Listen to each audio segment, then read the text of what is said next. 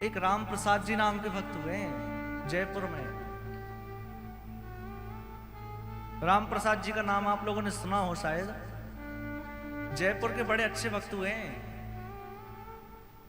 इनका चरित्र है, इनके पिताजी पहले विवाह नहीं कर रहे थे। बड़े ध्यान से सुनना आप लोग। इनके पिताजी पहले विवाह नहीं कर रहे थे, वन में चले गए, जाकर भजन करने लगे, तपस्या में लग गए और इतना भजन किया इन्होंने, इतनी तपस्या की, राम जी इनके सामने प्रकट हो गए। और राम जी ने प्रकट होकर कहा कि मैं केवल 2 ही शब्द कहूंगा और अंतर्ध्यान हो जाऊंगा। उन्होंने कहा, कहिए प्रभु आप क्या कह रहे हैं। तो राम जी ने कहा, विवाह कर लो। 2 शब्द कहे और अंतर्ध्यान हो गए। अब तो ये दुविधा में फंस गए। मैं तो विरक्त वेश लेकर यहां आया और राम जी ने कहा कि विवाह कर लो। ये वापस घर लौट गए। अब इनके घर में कोई था तो नहीं, माता पिता नहीं थे। अब विवाह कैसे हो, क्योंकि संबंध तो माता पिता ही ढूंढने जाकर, विवाह कौन करे। इन्होंने विचार किया कि मैं खुद ही जाऊंगा।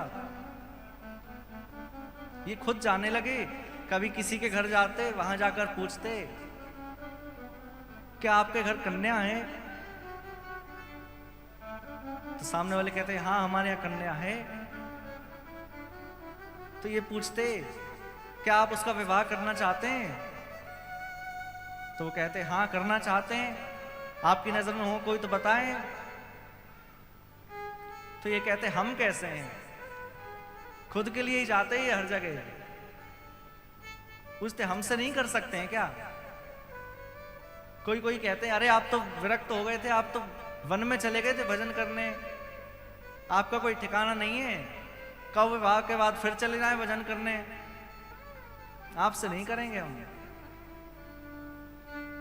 कई दिन हो गए, लोगों के घर जाते, लोग मना कर देते। एक दिन बड़े दुखी हो गए। रात में स्वप्न में फिर राम जी आए, आकर कहने लगे कि विवाह करो। तो इन्होंने कहा कि मैं विवाह करूं किससे, अरे कोई विवाह के लिए नहीं मिल रहा है। तो राम जी ने कहा कि देखो, अब कल तुम जिस ब्राह्मण के यहाँ जाओगे ना, उससे तुम्हारा, उसकी कन्या से तुम्हारा विवाह हो जाएगा। यह बोलकर राम जी फिर अंतर ध्यान हो गए। अब अगले दिन ये एक ब्राह्मण के यहाँ गए, वहां जाकर पूछने लगे, आपकी कन्या है, विवाह लायक हैं, आप मुझसे विवाह करा दीजिए। क्योंकि इनको तो पता था कि राम जी ने कहा है, हो ही जाएगा। उनको बड़ी दया आई कन्या के पिता को। उन्होंने सोचा कि बताओ, लोगों के माता पिता देखते हैं, ढूंढते हैं, इनका दुर्भाग्य देखो, ये खुद ही हर जगह जा रहे हैं, हमारा विवाह कर लो, हमसे विवाह कर लो। उन्होंने हाँ कर दिया, विवाह हो गया।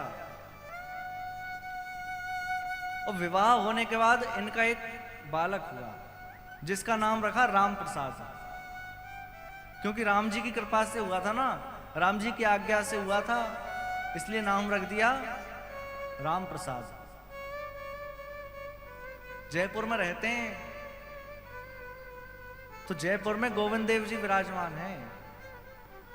गोविंद देव जी के समक्ष जाते ही राम प्रसाद जी छोटे से ही बालक थे, 3 साढ़े 3 वर्ष के। तो वहां मंदिर में जाते, उस समय उतनी भीड़ नहीं होती थी। वहां जाते और गुसाइयों के बालकों के साथ खेलते। जो गोटियों वाला खेल होता है ना, हमारे यहाँ कंचे बोलते हैं उनको, कंचों वाला जो खेल होता है वो खेलते गुसाइयों के बालकों के संग।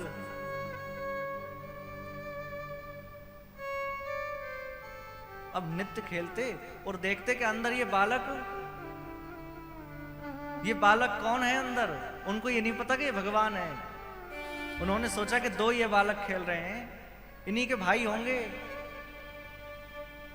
तो गुसाइयों के बालकों से पूछते कि ये जो तुम्हारे भैया हैं ये सज धज कर खड़े रहते हैं, ये आते क्यों नहीं हमारे साथ खेलने?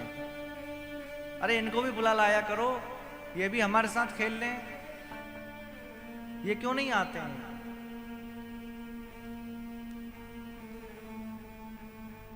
तो गुसाइयों के बालक कहते हैं कि देखो ये नहीं आएंगे, हमारे साथ ही खेल लो।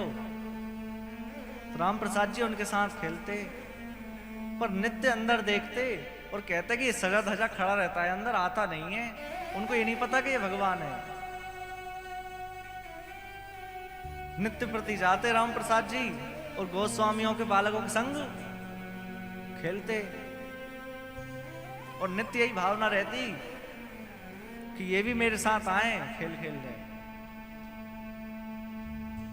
अब एक दिन जो गुसाइयों के जो दो बालक थे ना जिनके साथ खेलते थे, वह अपनी नानी के यहाँ चले गए। उस दिन भी ये मंदिर आए। इन्होंने सोचा कि कोई बात नहीं, वो नहीं है तो आज मैं इन्हीं के संग खेलूंगा, इनके साथ खेलूंगा। बाहर से खड़े खड़े पुकार रहे हैं, आज तो आपके भाई भी नहीं है, आज तो आप ही आ जाओ, आपके संग खेल लूं मैं नित्य आपसे कहता हूं, आप आते नहीं हैं। अब नित्य प्रार्थना करते हैं। आज ठाकुर जी ने सोचा आज अच्छा मौका है, आज ही चलता हूं मैं इसके संग खेलने। पर जो वहां गोसाई थे ना, एक गोसाई थे और एक चौकीदार थे। भगवान ने सोचा कि इनको कहीं विदा करूं, जब तो जाऊं खेलने। तो अचानक से गोस्वामी जी को भूख लगी बहुत जोर से। जो वहां के पुजारी थे ना, उनको बहुत जोर से भूख लगी, तो वह भोजन करने चले गए। और जो चौकीदार थे, उनको कुछ अचानक से काम याद आ गए, तो वहां चले गए। दोनों ही चले गए और जाकर अपना अपना काम करने लगे। यहां ठाकुर जी को अवकाश मिल गया। भगवान ने अपनी मुरली रखी एक तरफ और फेंटा कस के उतर कर आ गए मंदिर से बाहर। कहने लगे, तुम नित्य मुझे बुलाते हो, चलो आज खेलते हैं हम आपके संग, लाओ सारी गोटियां दिखाओ इधर। अब वह राम प्रसाद जी तो उनको देखें, कितना सुंदर बालक है, अरे कितने कोमल कोमल हाथ हैं, साक्षात ठाकुर जी हैं। जैसे मधुमंगल के साथ खेलते हैं ना ठाकुर जी, वैसे लेट लेट कर खेल रहे हैं। राम प्रसाद जी कह रहे हैं, देखो ऐसे नहीं खेलते हैं। राम प्रसाद जी पहले खेल के बता रहे हैं, छोटे से बालक हैं। ठाकुर जी कह रहे हैं, अच्छा तुम मुझे सिखाओगे? ठाकुर जी ने एक ही बार में ऐसा खेला कि सारी गोटियां जीत ली ठाकुर जी ने। बड़ा सुंदर खेल खेल रहे हैं ठाकुर जी। इतने में ही भगवान ने देखा कि एक तरफ से द्वारपाल आ रहे हैं और एक तरफ से पुजारी जी आ रहे हैं। अब तो जाना पड़ेगा। देखो राम प्रसाद, अब मैं जा रहा हूं। उन्होंने कहा, अब आप कब आओगे खेलने? इतना बोल ही पाए। ठाकुर जी ने क्या किया, जितनी गोटियां थी ना सारे अपने पीतांबर में भरी और सब ले गए। जाकर मुरली पकड़ ली, अपनी पीतांबरी में बंधिए। पुजारी जी आए, अरे राम प्रसाद यहां क्यों खड़े हो बाहर? अरे पुजारी जी, आप मुझे इनसे गोटी दिलवा दो मेरी, इनके पास है मेरी सारी गोटी, ये उठाकर चले गए। जिस छोटे बालक रोते हैं ना, मुझे बस गोटी दिला दो, मैं कल से नहीं आऊंगा, मुझे अपनी गोटी चाहिए, मैं कल से नहीं आऊंगा। अरे ये छलिया है, मेरी सारी गोटी ले गया उठाकर। गोस्वामी जी कह रहे हैं, वैसे तो नित्य चिल्लाते थे कि आ जाओ खेलने, आ जाओ खेलने। अरे तुम्हें पता है भगवान है, ये हिलते नहीं अपनी जगह से। राम प्रसाद कह रहे हैं, नहीं, यही मेरे साथ खेलने आए थे। आपको विश्वास ना हो तो आप जाकर इनकी पीतांबरी में देखो, मेरी सारी गोटियां होंगी, आप जाकर देख लो। गोस्वामी जी को पहले तो विश्वास नहीं हुआ, फिर गए और जाकर देखा, पीतांबरी खोली और जैसे ही खोली, खड़खड़ कर करके सारी गोटियां गिर गई नीचे।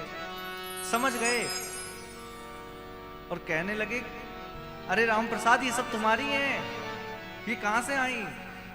प्रभु की तरफ देखा, ठाकुर जी मंद मंद मुस्कुरा रहे हैं। गोस्वामी जी बाहर आए सारी गोटियां लेकर।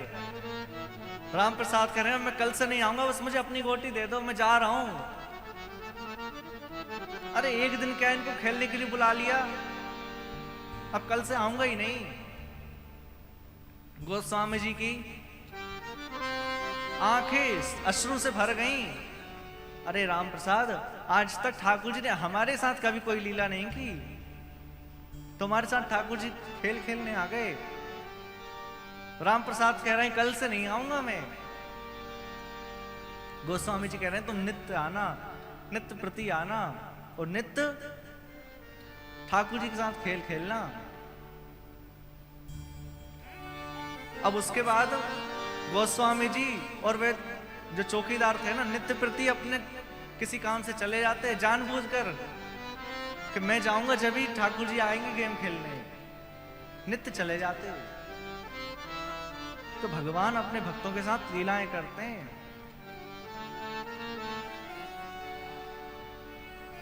भगवान के साथ हम लीला करने की इच्छा तो करें। हम तो भगवान को भगवान मानकर बस सुबह शाम आरती घुमा देते हैं, फिर दिन भर उनसे कोई मतलब नहीं है। आप जानो, आपका काम जाने। लेकिन मेरी बात मानना आप,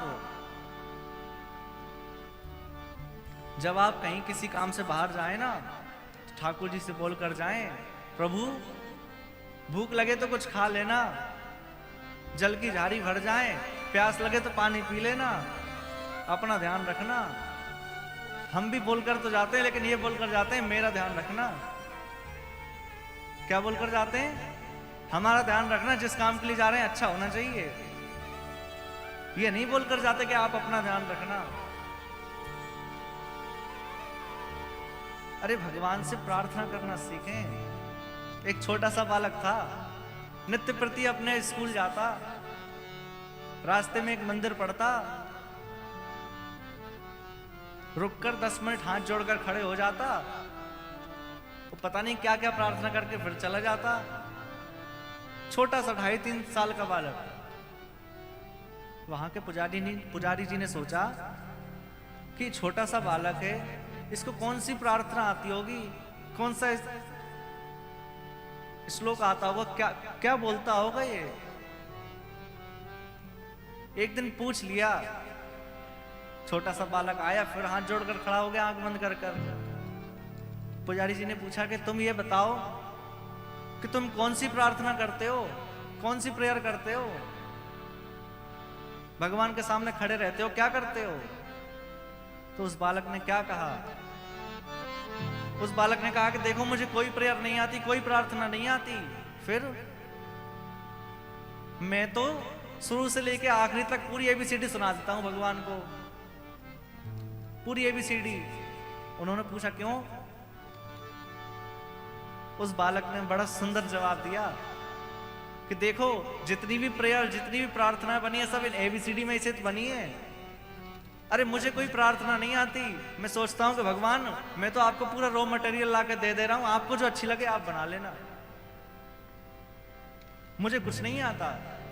अब आप सोचो, एक बार प्रार्थना करने वाले पे शायद भगवान ध्यान ना दें, लेकिन उस बालक पे अवश्य ध्यान देंगे, क्योंकि भगवान को भोलापन बड़ा अच्छा लगता है।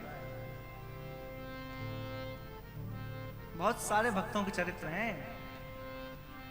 ठाकुर जी धीरे धीरे बड़े हो रहे हैं। शक्टासुर का उद्धार किया है, तृणाव्रत का उद्धार किया है। भगवान 1 साल के हो गए, अभी तक नाम नहीं रखा।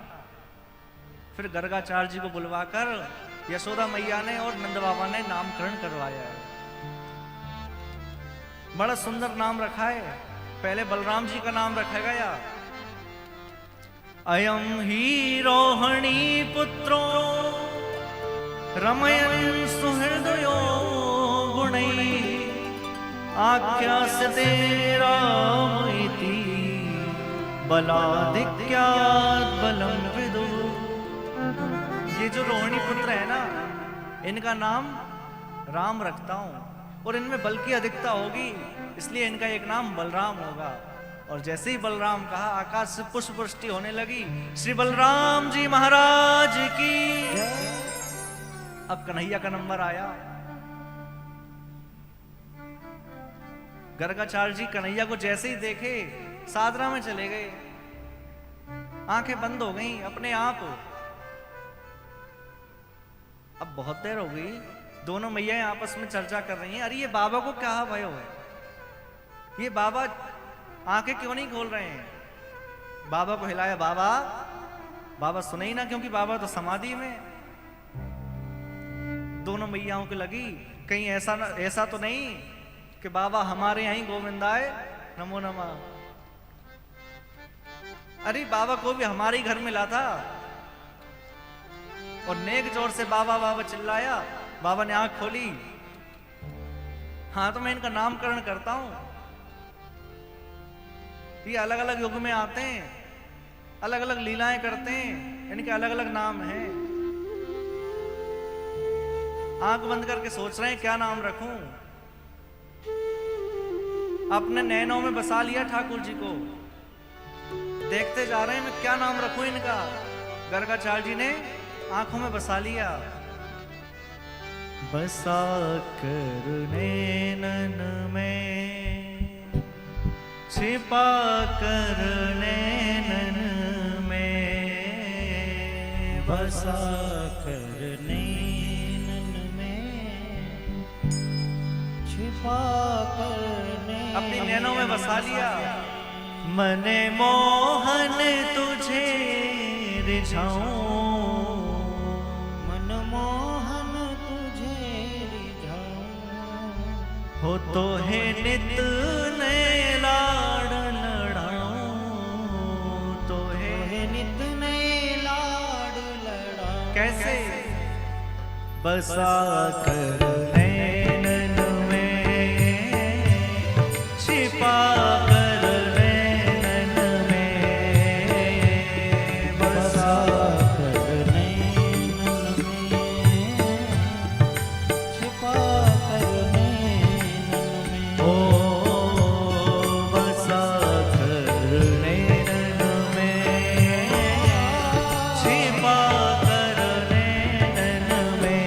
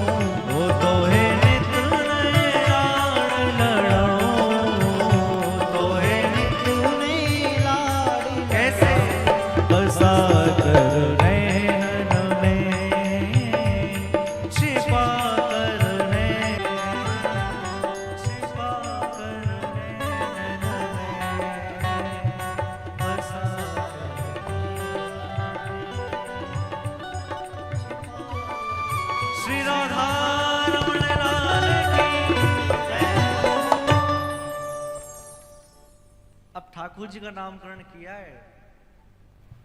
ठाकुर जी का नामकरण करते में कह रहे हैं गर्गाचार्य जी, आसान वर्ण स्त्रो हर्ष ग्रहणोन योम तनु शुक्लो रक्तस्तथा पीतम इदानीम कृष्ण ताम्रता। ये हर युग में अलग अलग वर्ण में आते हैं। इस बार ये कृष्ण वर्ण में आए हैं। इनका वर्ण कृष्ण है, इसलिए मैं इनका नाम श्री कृष्ण रखता हूं। और जैसे ही कृष्ण नाम रखा, पुनः आकाश से पुष्पों की वृष्टि हुई। श्री कृष्णचंद्र भगवान की जय हो। अब बालकों को कितने ही अच्छे नाम रखा जाए, परंतु माताएं अपने हिसाब से नाम रख ही लेती हैं। माताओं ने सोचा बाबा ने नाम तो अच्छे रखे, लेकिन थोड़े कठिन रख दिए, हम अपने हिसाब से रख लेते हैं। तो माताओं ने एक का नाम बलुआ, एक का नाम कनुआ, अपने हिसाब से नाम रख लिए। अब ठाकुर जी बड़े हो रहे हैं, अब तो खूब शरारती हो गए, खूब शरारत करते हैं।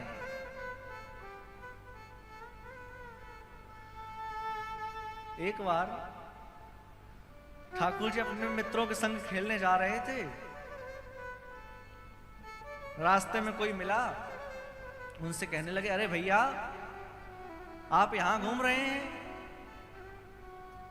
अरे आपको पता नहीं है, नंद बाबा आपका प्रतीक्षा कर रहे हैं, आपकी यशोदा मैया प्रतीक्षा कर रही हैं।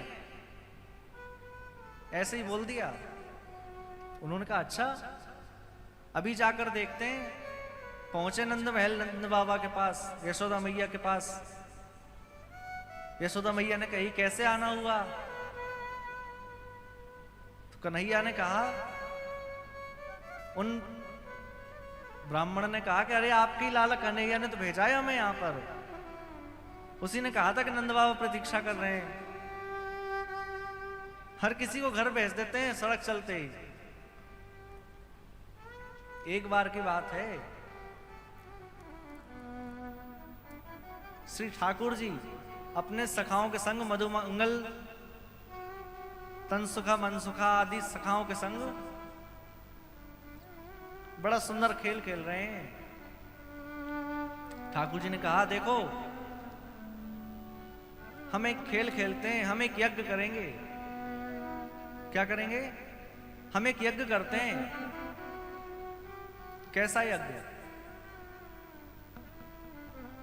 तो कन्हैया कह रहे हैं कि हम इसलिए यज्ञ करेंगे कि हम सबको एक बड़ी सुंदर सुंदर पत्नियां मिल जाएं, बड़ी सुंदर कन्या से विवाह हो जाए, इसलिए हम सब यज्ञ करते हैं। और देखो, सही समय पर आहुति डाल देना, अगर थोड़े बहुत भी अगर आगे पीछे हो गए ना, तो फिर समझ लेना कि किसी का हाथ टूटा मिलेगा, कोई लंगड़ी मिलेगी, कोई कैसी मिलेगी। अगर चाहते हो कि बड़ी ये सुंदर मिले तो सब समय पे डालना आहुति। कन्हैया है, लीला कर रहे हैं।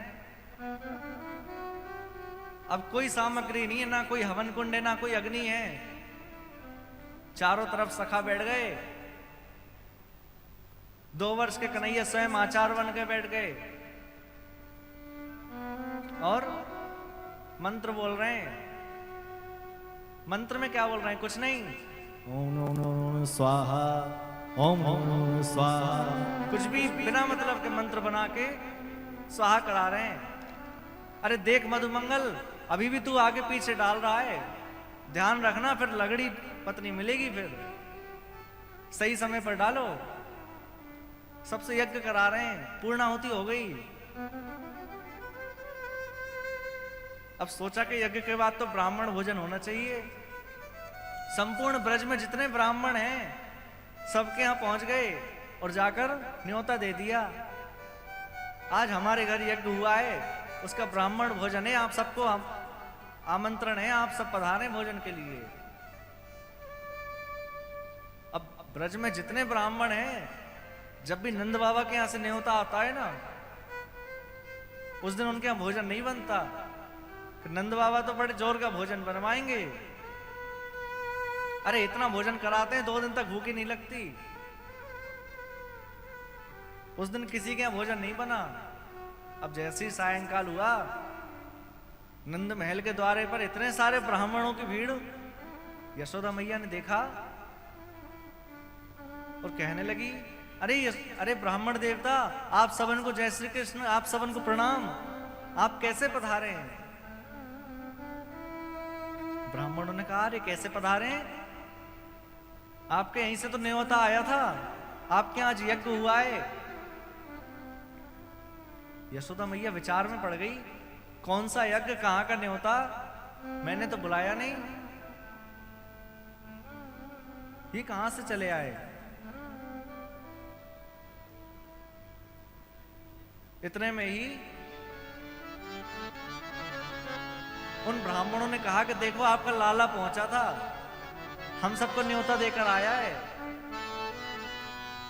मैया ने कही, अच्छा कन्हैया पहुंचा था, कन्हैया को बुलाया। अरे कन्हैया ने किधर आओ। कन्हैया आए। अब जैसे ही कन्हैया आए, मैया यशोदा पूछ रही है, लाला तुमने कोई यज्ञ किया था? लाला कह रहे हैं, नहीं मैया। अरे मैया तेरी सौगंध, मैंने कोई यज्ञ नहीं किया। अब झूठ थोड़ी बोल रहे हैं, कोई यज्ञ थोड़ी था, वो तो खेल खेल का था। कह रहे हैं मैंने कोई यज्ञ नहीं किया। फिर मैया ने जब बार बार पूछा ना, तो कन्हैया ने कहा, हाँ मैया, हमने खेल खेल में सभी सखाओं ने एक यज्ञ किया था, उसमें हमने इनको निमंत्रण किया था। अच्छा लाला, तो अब ये बता कि इनको भोजन कहां से पवाऊं मैं? अरे पहले से कछु पता होती तो हम इनकी तैयारी करते, भोजन बनवाते। अब मैं इनको कहां से प्रसाद पवाऊं? कन्हैया कह रहे हैं, देखो जैसा यज्ञ हमने किया वैसे ही इनको भोजन पवा दो। हमारे यज्ञ में कोई सामग्री नहीं थी, ना हवन कुंड था, ना अग्नि थी, ना साकल थी। जैसा हमने यज्ञ किया, तो जैसा यज्ञ होगा वैसे ही तो प्रसाद ही होगी। एक काम करो, इन सबको ब्राह्मणों को थाली पकड़ा दो, पत्तल पकड़ा दो, और ये कहेंगे, आहा क्या रसमलाई है, आहा क्या पूड़ी है, सब्जी का तो कहना ही क्या है। अरे जैसा यज्ञ होगा वैसे ही तो भोजन होगा। ब्राह्मण क्रोधित नहीं हो रहे हैं, क्योंकि कन्हैया की लीला पे कोई क्रोधित नहीं होता, सबको प्रेम आता है। बताओ छोटा सा लाला कितनी सुंदर लीला कर रहा है। अब लाला और बड़े हो रहे हैं, बहुत शरारत करते हैं। एक बार अपने सखाओं के संग खेल रहे थे। खेल खेल में मधुमंगल को हाथ मार दिया, मधुमंगल नीचे गिर गया, रोने लगा। कन्हैया कहने लगे, अरे मधुमंगल कुछ नहीं होता, चलो उठ जाओ, अब रो मत। मधुमंगल चुप ही ना हो। कन्हैया कहने लगे, अरे तुम लोगों का कैसा शरीर है, जरा से गिर जाते हो रोने लगते हो, ये कैसा शरीर है तुम लोगों का, अच्छा खाया पिया करो। तो मधुमंगल कहता, देखो तुम्हारे यहाँ तो 9 लाख गाय हैं, तुम तो खा लेते हो, राजा के बेटे हो। हम लोगों का तो जितना भी दूध दही होता है सब कंस के यहाँ भेजना पड़ता है ना। और उस समय ब्रज की ऐसी नियम था कि घर में कितना भी दूध दही हो, कितना भी गोरस हो, केवल 4 मटकी दूध दही रख सकते थे अपने घर में। उससे ज्यादा यदि घर में मिलता तो कंस के सैनिक आके सब मटकी ले जाते, इसलिए कर के रूप में सब देना पड़ता, केवल 4 मटकी रखते। कन्हैया ने कहा, अच्छा हम गाय को भोजन कराएं, हम गाय को पालें पोसें और कंस दूध दही ले जाए, ऐसा नहीं हो सकता। सखाओं से कहा, देखो अब हम कल से चोरी करेंगे। सखाओं ने कहा, चोरी? अरे चोरी हमने की नहीं, हमारे पिताजी ने की नहीं, तू हमसे चोरी करा रहा है, हम चोरी नहीं करेंगे। अरे लाला, हमारी मैया कहती है चोरी करने से ब्याह नहीं होता। कन्हैया हम चोरी नहीं करेंगे। कन्हैया ने कहा, अच्छा अरे तो को बड़ी ब्याह की चिंता है, खुद को शरीर देख रहा है। अरे खुद का शरीर देख, ऐसे से तो वैसे भी कोई नहीं ब्याह करने वाली। थोड़ा शरीर बना, हिस्ट पुष्ट हो। अरे लाला फिर भी चोरी नहीं करेंगे, चोरी अच्छी बात नहीं है। कन्हैया ने कहा ठीक है, फिर कल से तुम लोग अलग खेलना, मैं और दाऊ भैया अलग खेलेंगे। आज से तुम्हारी हमारी कट्टी। सखाओं ने कहा अरे लाला चलो, हम ठीक है चोरी करेंगे, लेकिन प्रारंभ हम अपने घर से ही करेंगे, घर से ही चोरी करना सीखेंगे। कन्हैया ने कहा ठीक है। अब अगला दिन हुआ, प्रातः ही काल में ठाकुर जी पहुंच गए जहां माखन मटकी रखी है, जहां दूध दही रखा है। खंभों में मणि जड़ी है और उन मणियों में कृष्ण को अपना प्रतिबिंब दिख रहा है। अपने प्रतिबिंब से बात कर रहे हैं कन्हैया। अरे सखा, मैंने तो कही थी अपने अपने घरों में चोरी करना है, तुम मेरे घर में चोरी करने आ गए। उनको लग रहा है कि कोई और सखा है, कोई और गोपवाल है।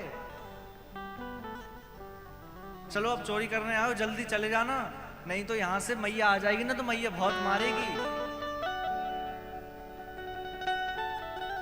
अब ये आवाज सुन रही थी यशोदा मैया। यशोदा मैया ने कही लाला उठ गया। जाकर देखा तो लाला अपने ही प्रतिबिंब से बात कर रहे हैं। एक हाथ में माखन है, मुख में माखन लग रहा है। यशोदा मैया पहुंची, अरे लाला यहां कहा कर रहे हो? लाला ने कही देख मैया, ये जन कहां से एक चोर आ गए हो हमारे घर में, अपने ही प्रतिबिंब को दिखा रहे हैं। हमारे घर में चोर घुसाए हो, मैं इसको भगा रहा था, माखन की चोरी कर रहा था ये। अच्छा चोरी कर रहा था? अच्छा लाला देख, या को तो मैं समझ लूंगी, तू तो ये बता तेरे हाथन में कैसे लग गए हो माखन? कन्हैया कह रहे हैं अरे मैया कितने सवाल करे तू भी। देखिए जो तूने हाथ में कड़ूले पहना है ना, कड़ूले समझते हैं आप लोग? हाथ में जो कंगन पहना है सोने के, जब गर्मी में बाहर जाता हूं ना तो धूप से ये गर्म हो जाते हैं, मेरे हाथ जलते हैं इससे, इसलिए मैं माखन में डाल के इनको शीतल कर रहा हूं। अच्छा लाला शीतल कर रहा है, तो ये बता तेरे मुख पे कैसे लग गया?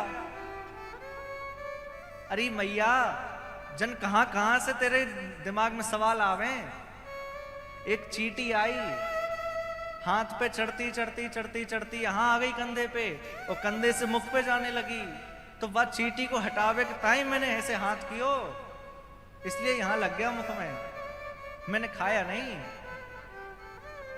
अच्छा लाला चोरी भी करे ऊपर से झूठ भी बोलना सीख गया है। कन्हैया कह रहे हैं मैया मोरी मैं नहीं माखन खाओ।